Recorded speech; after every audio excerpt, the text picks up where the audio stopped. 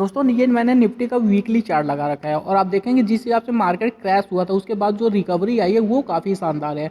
और निफ्टी पीछे मुड़ के दोबारा देखा नहीं और काफ़ी ऊपर जा चुका है।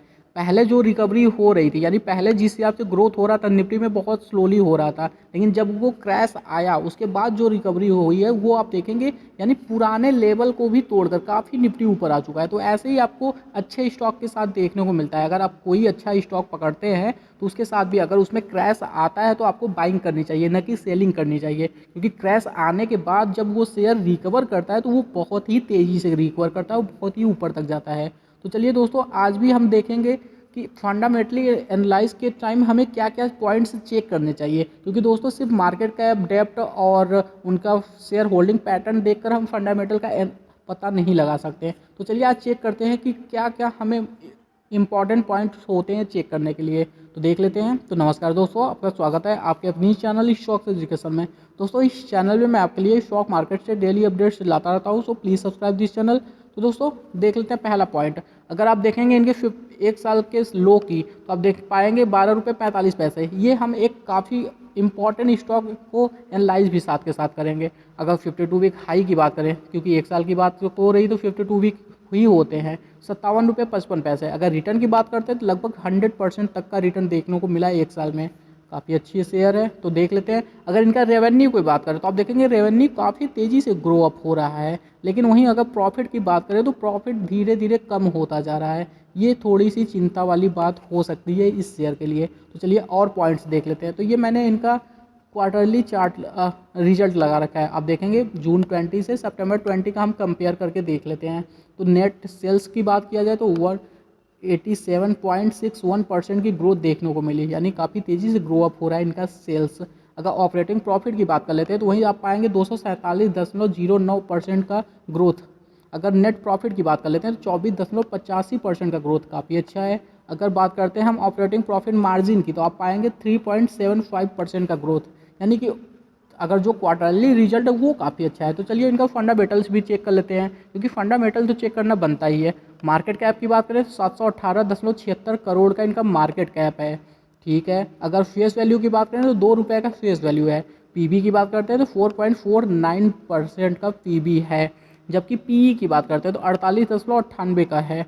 अगर डिविडेंड यील्ड की बात करें तो कंपनी डिविडेंड भी पेड करती है, यानी एक छोटी कंपनी अगर डिविडेंड भी पेड करती है तो और क्या चाहिए। तो देख लेते हैं 0.08% का इनका डिविडेंड यील्ड है। कैश की बात करें तो 2.55 करोड़ रुपए इनके ऊपर पास कैश भी पड़ा हुआ है। ये काफ़ी अच्छी पॉइंट होती है अगर ज़्यादा से ज़्यादा कैश पड़ा हो किसी भी कंपनी के पास। डेप्ट की बात कर लेते हैं 2.95 करोड़ का इनके ऊपर डेप्ट है, यानी कि जो कैश है उससे थोड़ा ज़्यादा डेप्ट है, बट इतना तो कोई भी कंपनी पचा लेगी।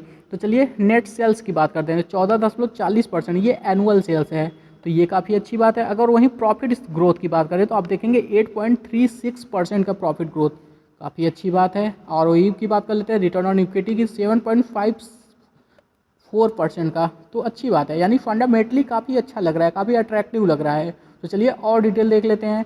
तो दोस्तों इनका शेयर होल्डिंग पैटर्न देख लेते हैं। तो आप देखेंगे प्रमोटर्स अपनी होल्डिंग बढ़ाते हुए दिख रहे हैं, यानी कि प्रमोटर्स अपने कंपनी को लेकर काफ़ी पॉजिटिव हैं। तो ये तो काफ़ी अच्छी बात है।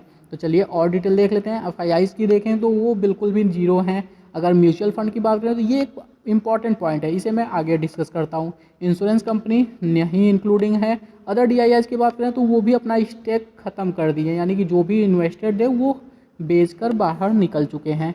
चलिए और डिटेल देखते हैं। कंपनी के स्ट्रेंथ देख लेते हैं। तो आप देखेंगे इसमें गुड रेवेन्यू ग्रोथ हो रहा है, जैसा कि हमने पहले देख लिया है। कंपनी इज वर्चुअल डेप्ट फ्री, हाँ तो ये बात भी हमने देख लिया है। अगर और देखेंगे हेल्दी इंटरेस्ट कवरेज रेशियो, ये भी काफ़ी अच्छी बात है, यानी कंपनी काफ़ी तेज़ी से ग्रो अप हो रही है, वो काफ़ी ज़्यादा स्ट्रेंथ है इस कंपनी में। तो चलिए और डिटेल देख लेते हैं कि कंपनी का क्या डिटेल्स रहा है। अगर देखेंगे प्रमोटर्स होल्डिंग अपना बढ़ाते हुए दिख रहे हैं, ये भी अच्छी बात है। तो इनका नेगेटिव पॉइंट क्या है वो देख लेते हैं। देखेंगे कंपनी पुअर प्रॉफिट ग्रोथ, यानी प्रॉफिट ग्रोथ जैसा हमने देखा कि कम होता जा रहा है, तो वही एक माइनस पॉइंट है इस कंपनी के लिए। बाकी प्लस पॉइंट तो बहुत से हैं, लेकिन माइनस पॉइंट सिर्फ और सिर्फ एक है। तो चलिए इनका देख लेते हैं कि ये कंपनी डिविडेंड कितना पेड करती है, क्या हर साल पेड कर रही है। तो आप देखेंगे 2020 में इसने पेड किया हुआ है, 19 में पेड किया हुआ है, 18 में पेड किया हुआ है। यानी कंपनी हर साल कुछ ना कुछ तो डिविडेंड दे रही है। एक छोटी कंपनी अगर हर साल, तो दोस्तों ये कंपनी हर साल कुछ ना कुछ तो डिविडेंड दे रही है, खासकर एक छोटी कंपनी होने के बाद। और सबसे इंपॉर्टेंट पॉइंट है कि आप देखेंगे जब मार्केट क्रैश हो रहा था यानी 24 मार्च को, तब भी ये कंपनी डिविडेंड पेड कर रही थी। ये काफ़ी अच्छी बात है। तो चलिए और डिटेल देख लेते हैं कंपनी से रिलेटेड कि और डिटेल क्या कहते हैं। तो देखेंगे इनका रिटर्न का, तो उससे पहले कंपनी का नाम देख लेते हैं, फाइनोटेक्स केमिकल। दोस्तों अगर ये शेयर की बात करें तो आप देखेंगे अगर जनवरी से लेकर अभी तक के रिटर्न की बात, तो देखेंगे 140% से ज़्यादा का रिटर्न दे चुका है। एक साल में 150% से ज़्यादा के ग्रोथ। अगर आज की बात करेंगे तो आज इसमें 20% का अपर सर्किट लगा था। यानी लोग काफ़ी बुलिश हैं, काफ़ी तेज़ी से ये शेयर खरीदा जा रहा है। और आज अपर सर्किट लगने का एक बहुत बड़ा रीज़न था, उसकी बात हम आगे करते हैं। तो चलिए देख लेते हैं। तो दोस्तों अगर देखेंगे तो इसमें निप्पॉन इंडिया फंड जो कि 6% का स्टेक बाई की है आज के डेट में, इसीलिए इस शेयर में आज अपर सर्किट लगा 20% का। और ये शेयर काफ़ी तेज़ी से ग्रो अप हो रहा है। डेट अगर आप देखेंगे तो आपको देखने को मिला दिसंबर 29 यानी आज के दिन। तो इसीलिए दोस्तों ये शेयर आज अपर सर्किट पे था। तो चलिए और डिटेल देखते हैं। तो दोस्तों अगर इसमें देखेंगे रिटर्न का, तो ये एफडी से ज़्यादा रिटर्न दे देती हैं। डिविडेंड यील्ड थोड़ा सा कम है, क्योंकि जिस हिसाब से डिविडेंड कंपनी दे रही है वो थोड़ा सा माइनस पॉइंट है। कंपनी ओवरबॉट जोन में नहीं है, यानी कि कंपनी अभी भी खरीदा जा सकता है। लेकिन एक बात का ध्यान रखें, रेड फ्लैग जोन में है। इसका मतलब है कि अभी अगर आप खरीदते हैं, क्योंकि कंपनी ऑलरेडी बहुत ज़्यादा भाग चुकी है, तो अभी आप खरीदते हैं तो थोड़ा सा आपके लिए रिस्की हो सकता है। इसीलिए अभी आप थोड़ा होल्ड करके भी खरीद सकते हैं। तो और डिटेल देख लेते हैं। तो दोस्तों इनके कंपेयर की बात कर लेते हैं, प्राइस कंपैरिजन देख लेते हैं इनके जो मार्केट लीडर हैं उनके साथ। तो पहला सबसे बड़ा मार्केट लीडर है आरती इंडस्ट्री। अगर इस शेयर की बात करें तो आपको पता होगा सबसे ज़्यादा अगर कोई शेयर चलता है केमिकल सेक्टर में तो यही नाम है। दूसरा नवीन फ्लोरिन। दोनों से कंपेयर करके रिटर्न का देख लेते हैं। अगर हम अपने शेयर की बात करें तो 105.01% का ग्रोथ दिखा रहा है। आरती इंडस्ट्री की बात करें तो 44.68% का ग्रोथ है, यानी कि ये 50% के तक ही सीमित रह गया। जबकि नवीन फ्लोरिन की बात करें तो 157.94, यानी कि ये शेयर भी 100% तक का रिटर्न दे चुका है।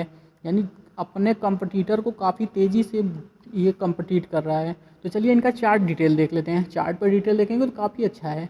जिस हिसाब से आज इसमें 20% का अपर सर्किट लगा, ये काफ़ी तेज़ी से रहा। और जिस हिसाब से 6% का निप्पॉन इंडिया ने इसमें स्टेक खरीदा है, ये काफ़ी इंपॉर्टेंट पॉइंट था। लेकिन एक बात का ज़रूर याद रखें कि जब भी ये RSI ओवरबॉट जोन में जाता है, उसके बाद इसमें क्रैश आता है, यानी कि इसमें करेक्शन स्टार्ट हो जाता है। क्रैश नहीं कह सकते, करेक्शन, यानी छोटे मोटे करेक्शन देखने को मिल जाते हैं।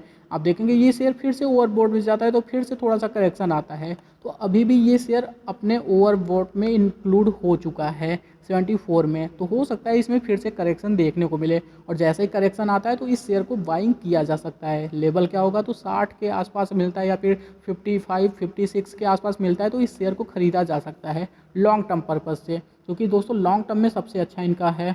तो नेक्स्ट अपने स्टॉक की बात कर लेते हैं। तो इंडसइंड बैंक, अगर इस शेयर की बात करें तो दोस्तों ये शेयर भी आज काफ़ी तेज़ी से ग्रो अप हुआ है। देखेंगे 5% से ज़्यादा का ग्रोथ दिखा रहा था आज ये शेयर। तो क्या इस शेयर को अभी बाइंग कर लेनी चाहिए? तो बिल्कुल, अगर आपका पर्पज़ है लॉन्ग टर्म का तो ज़रूर से ज़रूर इस शेयर को बाइंग कर लेना चाहिए, क्योंकि दोस्तों ये शेयर 1200 रुपये तक का टारगेट बहुत ही आसानी से दिखा देगा। तो इस शेयर को 1200 के टारगेट के लिए लॉन्ग टर्म के हिसाब से ख़रीदा जा सकता है। नहीं तो अगर आपका शॉर्ट टर्म पर्पज़ है तो आप 1000 के टारगेट के लिए भी प्ले कर सकते हैं, लेकिन स्टॉप लॉस ज़रूर मेंटेन करें। 5 दिनों का EMA जो है 882 रुपये, वो इनके लिए स्टॉप लॉस साबित होगा। तो वो स्टॉप लॉस रखकर इस शेयर को प्ले किया जा सकता है। तो अगर इसके अलावा कुछ भी डाउट होता है तो आप मुझे कमेंट में ज़रूर पूछ सकते हैं, मैं उसका ज़रूर से ज़रूर रिप्लाई करूँगा। तो चलिए दोस्तों आज के लिए इतना ही। वीडियो को लाइक करें, शेयर करें, सब्सक्राइब करें। Thank you for watching this video.